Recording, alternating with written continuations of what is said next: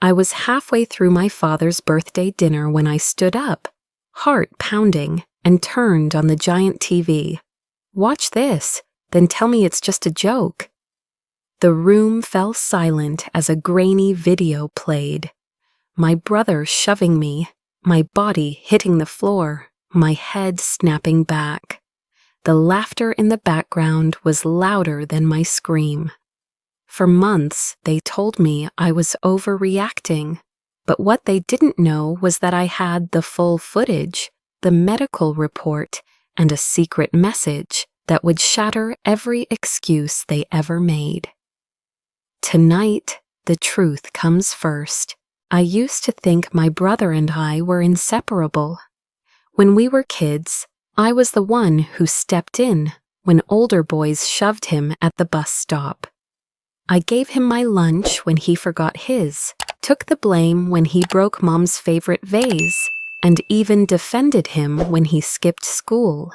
Back then, I believed that was what family was for, to protect each other no matter what. I thought my loyalty was reciprocated, but looking back now, I see the pattern.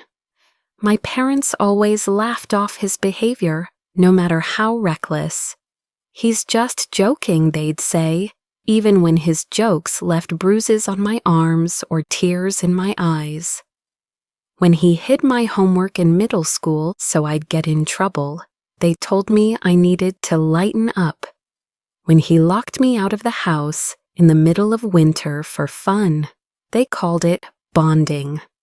It wasn't affection, it was training. Training me to accept mistreatment, to swallow humiliation as if it were part of love. I didn't realize then that this was the foundation for something much darker. I didn't know they were preparing me for the biggest fall of my life. The warning signs were always there, but I brushed them aside. A year ago, I found out there was a family group chat I wasn't part of. When I confronted my mom, she smiled and said, "Oh, it's just for quick updates, nothing important." Weeks later, I accidentally glimpsed a message on my sister-in-law's phone. A clip of me tripping over a step, my brother's laughter in the background, followed by a string of crying, laughing emojis from nearly every family member. My stomach turned cold. Then came the TikTok videos. My brother had turned pranking me into his personal content brand. The first one I saw was him sneaking up behind me and slapping a whipped cream pie into my face during a barbecue. That video had over 200,000 views. The comments were full of strangers calling me overdramatic because I had shouted at him. What they didn't see was that I'd nearly burned my arm on the grill when he startled me. It wasn't just about embarrassment anymore. His pranks had become increasingly physical, and I began to notice a shift in his expression during them. Not mischievous, but calculating. I stumbled across an older video, one I had never seen before. It was shaky, taken from a phone, showing me carrying a heavy box down the basement stairs. My brother, standing just out of frame, stuck out his foot. I tumbled forward, catching myself on the railing at the last second. The camera shook with his laughter, and someone whispered, "We should post that one day." I had brushed that fall off as clumsiness, but now I knew better. You ever laughed when someone else fell? I have. But this time, I was the one on the floor, and it wasn't funny. The day I found that video, I sat in my car for nearly an hour, phone in hand, trying to steady my breathing. My chest felt tight, and a strange heat flushed through my body. It wasn't just betrayal, it was a realization that I had been living inside a lie for decades. They didn't see me as someone to protect. They saw me as entertainment. I wanted to tell someone, but who? My parents had been the ones to dismiss every previous incident. My sister-in-law had laughed along in the chat, friends. Most of them only knew my brother through his curated online persona, the charming guy with the harmless pranks. So I kept it to myself, swallowing it down like I always had. But the seed of doubt had been planted, and with it, a slow, burning anger began to take root. I started paying attention to the way my brother would glance at his phone before pulling a stunt, to the way conversations would stop when I entered the room, to the sudden awkward smiles from relatives who used to look me in the eye. And I began to realize they weren't just complicit, they were participants. Every laugh, every lighten up, every secret message in that group chat, it was all part of the same machinery. A machinery built to keep me in my place, to make sure I knew my role as the butt of the joke. I didn't know it yet, but the day was coming when that machinery would grind to a halt. And when it did, I'd be the one pulling the plug. The night it happened, the restaurant was buzzing with noise and the smell of roasted garlic. It was my father's 60th birthday, and the whole family had gathered, dressed up, glasses raised, plates piled high. My brother was across from me, grinning like he always did when a plan was forming in his head. I didn't think much of it. I was holding a glass of red wine, mid-laugh at something my cousin had said, when my chair suddenly shot back. There was no time to catch myself. My body crashed to the floor, my head whipping backward into the hardwood with a sickening thud. The glass shattered, wine spilling like blood across the white tablecloth. The first thing I heard wasn't concern, it was laughter. Loud, unrestrained, echoing off the walls. Out of the corner of my eye, I saw a phone raised, recording. I blinked through the spinning lights above me, trying to sit up, but a sharp pain bloomed at the base of my skull. My mother appeared in my peripheral vision. Her face twisted in something that looked almost like annoyance. "Come on, it's just a joke," she said. My brother doubled over, clutching his stomach, tears streaming down his face from laughing. They called an ambulance, not because they thought I was seriously hurt, but because the manager insisted. On the ride to the hospital, my mind kept replaying the look on my brother's face, a flicker of satisfaction before he bent over in hysterics. I told myself I was overthinking, that maybe it really was just a stupid prank. Hours later, I lay in a hospital bed with a pounding headache and a neck brace, listening to the soft hum of the machines. Doubt crept in. Maybe I was making too much of this. Maybe I had lost my sense of humor. That's when I heard it, faint at first, then sharper. Laughter, real, unrestrained laughter, just outside my door. My brother's voice cut through it. "She's acting like she got hit by a truck." A chorus of chuckles followed. Something inside me went still. 2 days later, I was home with a prescription for painkillers and a doctor's note recommending rest. I opened my phone and nearly dropped it. The clip was everywhere. My fall, my awkward scramble to get up, the spilled wine. But the moment before the fall, the push was gone. It looked like I'd just leaned too far back. The caption read, "Some people just can't handle their liquor." The comments were merciless. I scrolled through hundreds of strangers mocking me, many tagging my brother's account, praising his hilarious prank videos. My face burned. They had turned my injury into content. They had rewritten the truth. That night, as I sat on the couch in the dark, my phone buzzed with a message from an unknown number. No greeting, no explanation, just a link. My heart pounded as I tapped it. The video loaded. Same angle, same fall. but this time uncut.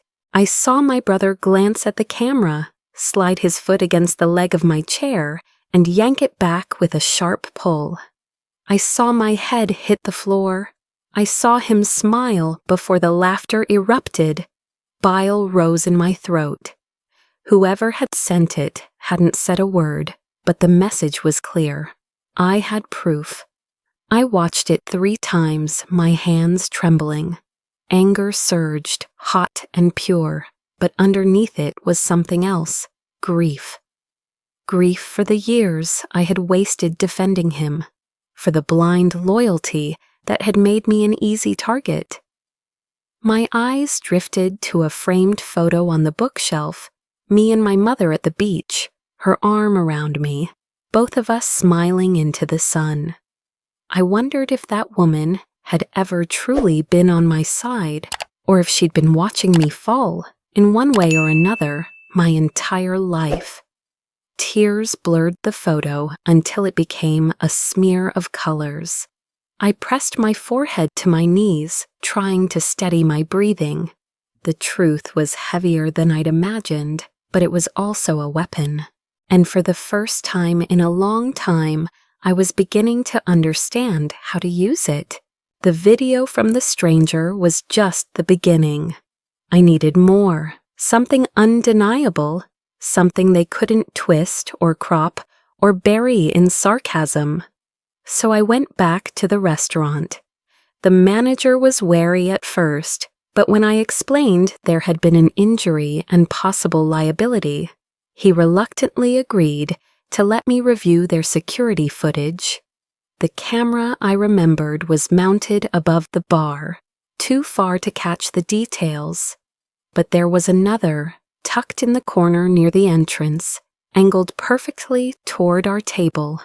From that vantage point, the entire thing was clear, my brother's hand gripping the back of my chair, the calculated pull, the moment my head struck the floor.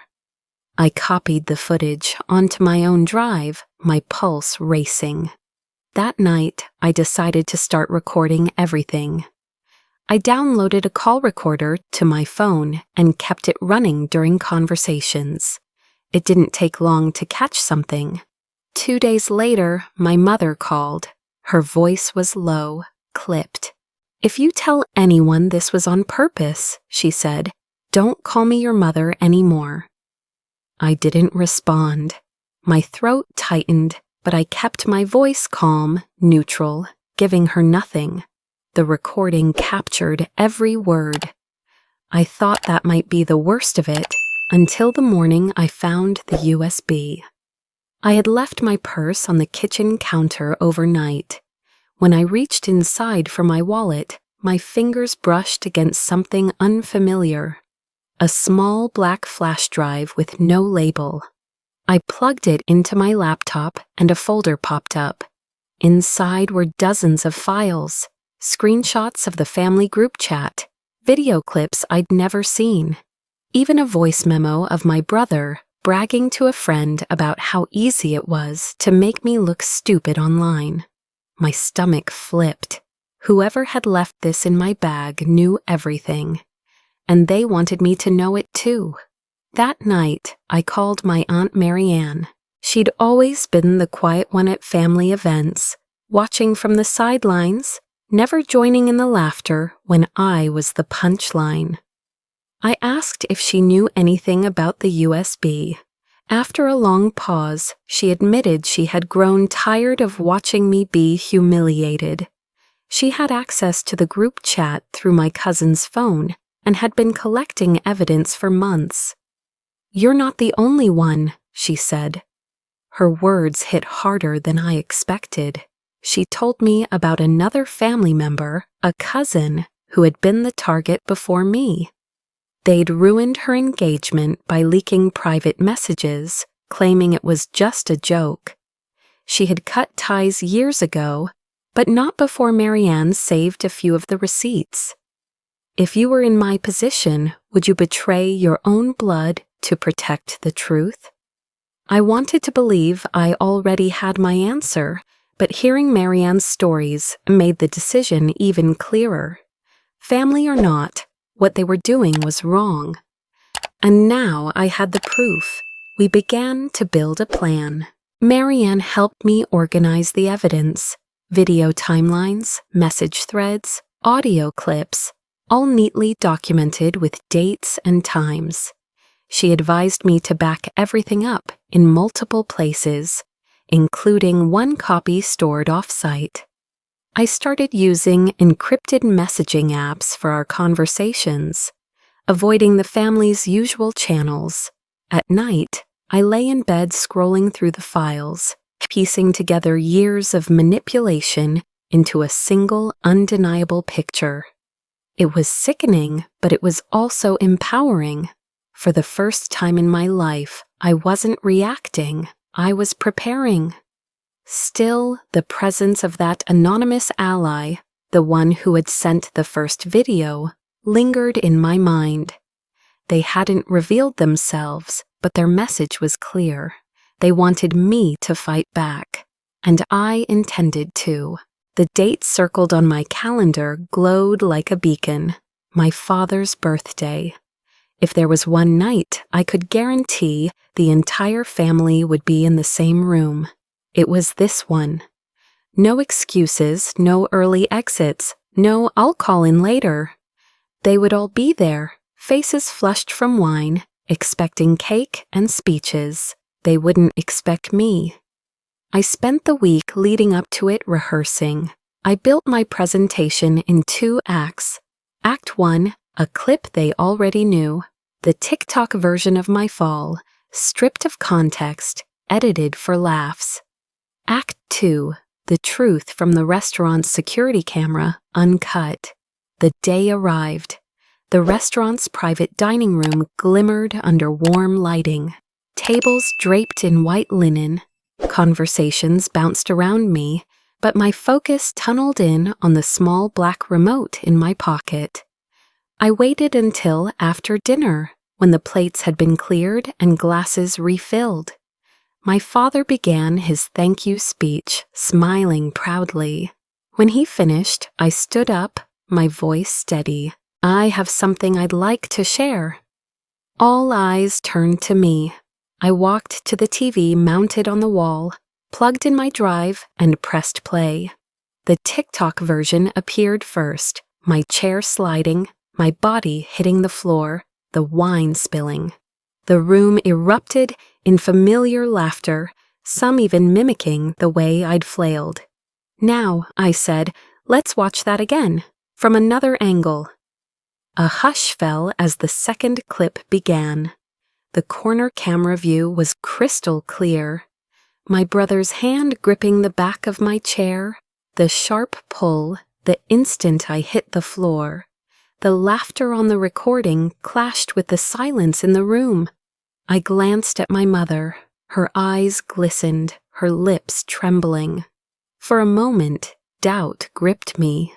She was still my mother, the woman who'd read to me at night, bandaged my scraped knees. My thumb hesitated over the remote. If I stopped now, maybe I could avoid shattering what was left of this family. But then I remembered her voice on the phone. "Don't call me your mother anymore." My hand stilled, the memory burning through the hesitation. And then I pressed play. The audio clip rolled. My mother's warning, my brother's bragging to a friend, snippets from the group chat filled with laughing emojis and comments about how she'll never figure it out. Gasps rose from different corners of the room. Someone muttered, "Oh my God." My brother shot to his feet. "This is out of context," he snapped. "She's twisting everything." I didn't respond. I didn't have to. The footage spoke louder than I could. Then it happened, unplanned but perfect. Across the room, my cousin raised her phone, angled toward the TV, live streaming everything. I caught her eye and she didn't look away. She kept filming, her face set in a hard, determined line. My brother lunged toward her. "Turn that off."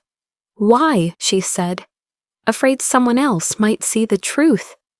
The tension shattered. Voices rose, the room splintering into factions. My Aunt Marianne stepped forward, her voice cutting through the chaos. I've watched her be humiliated for years, and I'm done pretending it's funny. She gestured toward the screen. Look at it. Look at what you've all been laughing at. My father's face was pale, his gaze flicking between me and my brother. My mother sat rigid, tears slipping down her cheeks, but she said nothing. The live stream didn't stop. Comments began flooding in from people watching in real time. This is abuse. That's assault. Name and shame.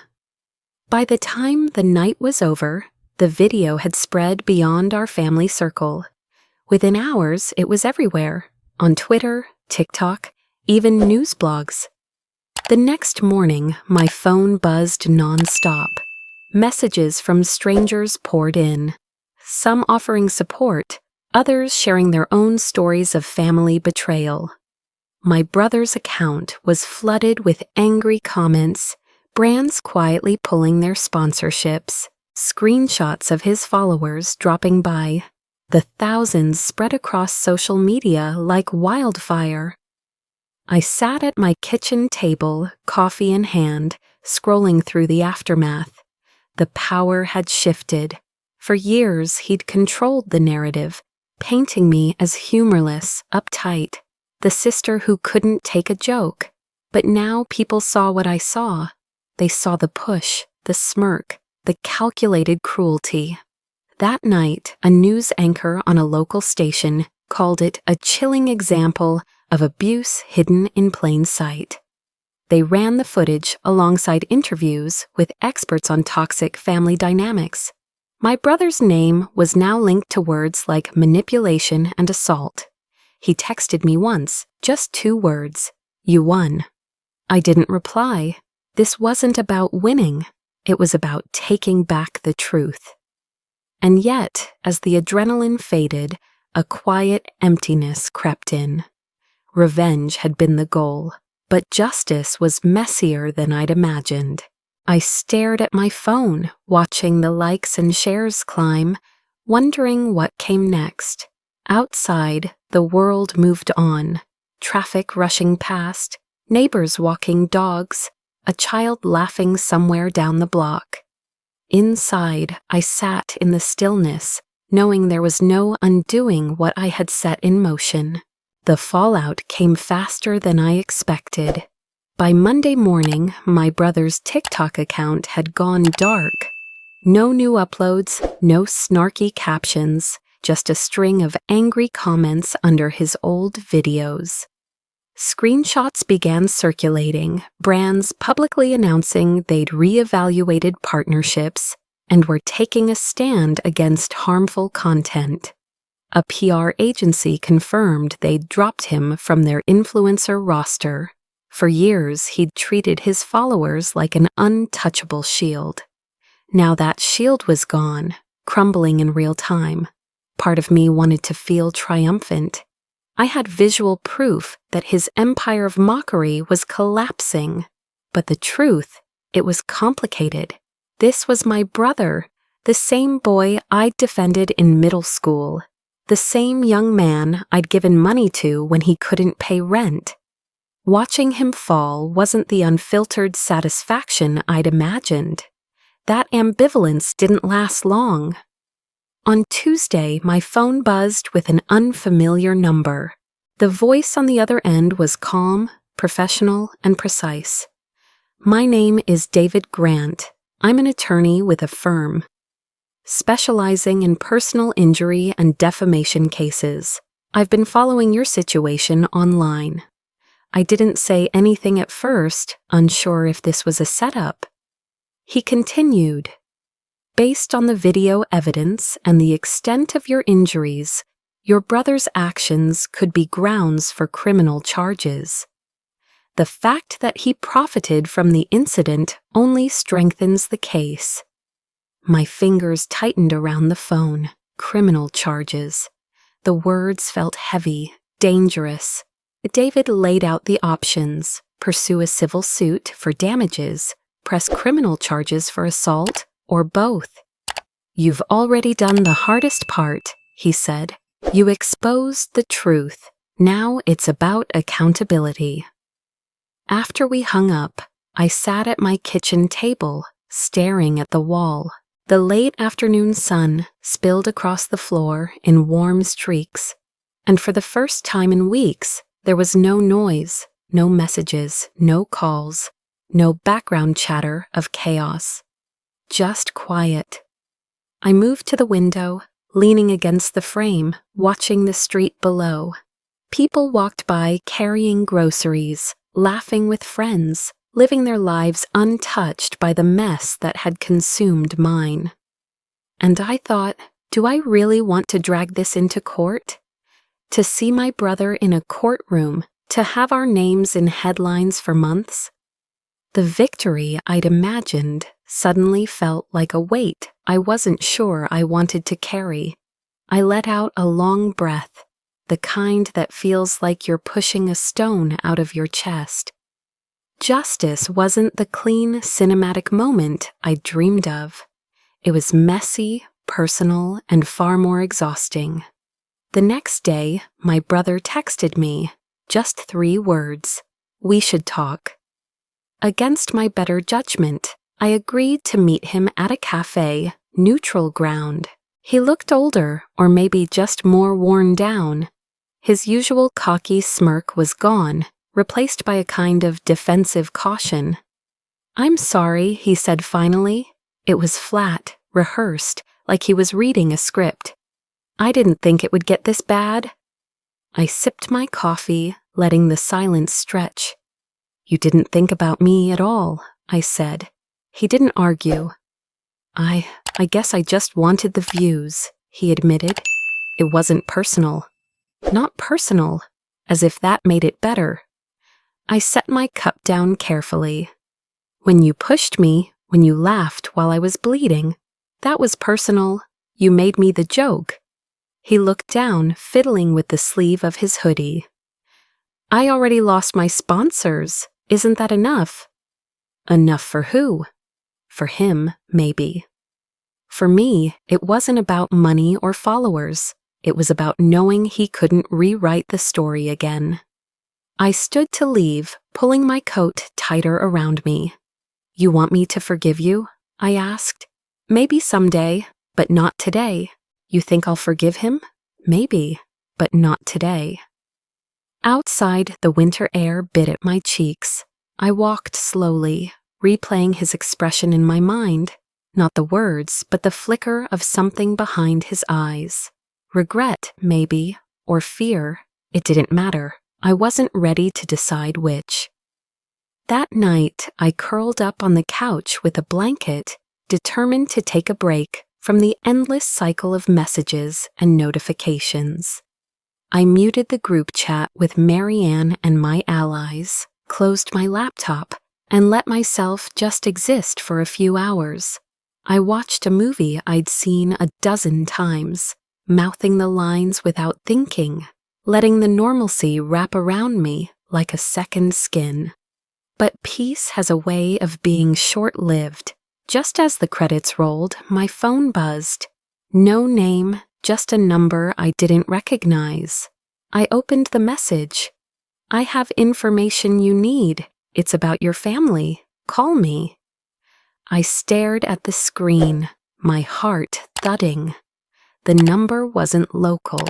There was no signature, no context, just a sense that the ground I thought I'd steadied was about to shift again. I thought this was the end until I got a message from a complete stranger. The morning after that mysterious message, I sat at my kitchen table, phone in hand, scrolling through my contacts. One by one, I blocked the people who had stood by my brother, who had laughed, who had told me to lighten up. The group chat was long gone from my screen, replaced by silence. It felt like closing a door that had been stuck open for years, letting the draft finally die away. I brewed a fresh pot of coffee and carried my mug to the small balcony outside my apartment. The winter air was crisp but not cruel, and for the first time in years I felt a kind of peace. I watched the steam rise from my cup, the street below slowly waking. No pranks, no cameras, no one waiting to turn my day into content. Just quiet. That was when I decided to call the stranger. The voice on the other end was low, cautious.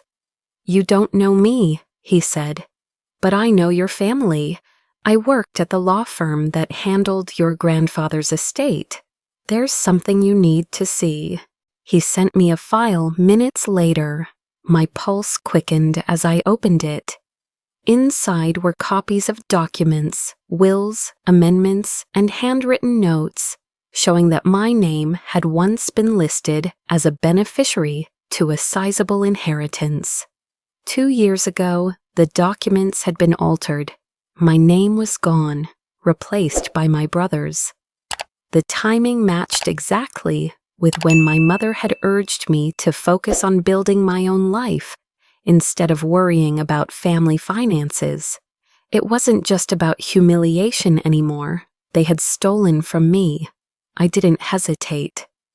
I reached out to a journalist I'd met through the wave of attention after my video went viral. She had been covering stories about online harassment, and I knew she'd understand the link between prank culture and deeper patterns of abuse. When I told her about the inheritance, her tone sharpened. "If you're willing to go public, I can get this in front of people who will care." Over the next week, we worked together, fact-checking, sourcing, connecting the dots between years of jokes and a pattern of control that stretched into finances, property, and legal manipulation. She recorded my story in full, from the basement stair accident to the night I hit the restaurant floor, to the moment I learned my family had erased me from my own legacy. The article went live on a Thursday. The headline was blunt: "When Family Cruelty Turns Criminal, the Hidden Cost of Prank Culture." My brother's name was in print again, this time linked to fraud, inheritance disputes, and a growing list of victims. Because after my story broke, others came forward. The final piece was mine to deliver. I uploaded the inheritance documents myself, posting them with a short caption: "You wanted to take everything from me. Now everyone knows." Within hours, it was everywhere, trending on social media, dissected on podcasts, debated in comment threads. Calls from relatives started flooding in. Some furious, some shocked, some pretending they'd known nothing. I didn't respond. I didn't need to. That night, I stood by my window, looking out at the city lights, feeling the hum of it all around me. My life wasn't perfect, but it was mine again. Every decision, every boundary, every step forward. I'm not a sheep anymore, and they know it.